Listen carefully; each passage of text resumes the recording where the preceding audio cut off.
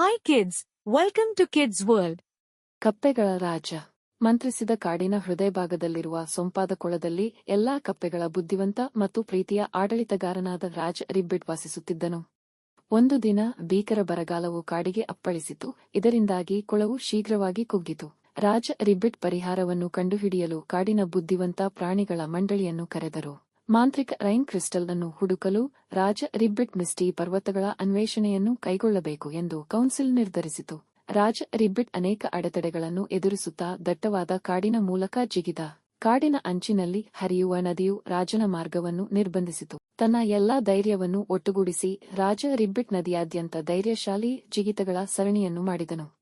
ಅಂತಿಮವಾಗಿ ರಾಜ ರಿಬ್ಬಿಟ್ ಮಿಸ್ಟಿ ಪರ್ವತಗಳ ಬುಡವನ್ನು ತಲುಪಿದರು. ಪರ್ವತಗಳ ಆಳದಲ್ಲಿ ಅವರು ರೈನ್ ಕ್ರಿಸ್ಟಲ್ನ ನೆಲೆಯಾದ ಕ್ರಿಸ್ಟಲ್ ಗುಹೆಯನ್ನು ಕಂಡುಕೊಂಡರು. ರೈನ್ ಕ್ರಿಸ್ಟಲ್ ಅನ್ನು ಸುರಕ್ಷಿತವಾಗಿರಿಸುವುದರೊಂದಿಗೆ ರಾಜ ರಿಬ್ಬಿಟ್ ತನ್ನ ರಾಜ್ಯಕ್ಕೆ ಹಿಂತಿರುಗಿದನು. ಕೊಳಕ್ಕೆ ಹಿಂತಿರುಗಿ ರಾಜ ರಿಬ್ಬಿಟ್ ಜೀವ ನೀಡುವ ಮಳೆಯನ್ನು ಕರೆಯಲು ರೈನ್ ಕ್ರಿಸ್ಟಲ್ ಅನ್ನು ಬಳಸಿದರು. ರಾಜ ರಿಬ್ಬಿಟ್ನ ಶೌರ್ಯಕ್ಕೆ ಧನ್ಯವಾದಗಳು. ಕೊಳವನ್ನು ಉಳಿಸಲಾಯಿತು ಮತ್ತು ಅವನು ಎಂದಿಗೂ ಶ್ರೇಷ್ಠ ಕಪ್ಪೆ ರಾಜ ಎಂದು ಪ್ರಶಂಸಿಸಲ್ಪಟ್ಟನು.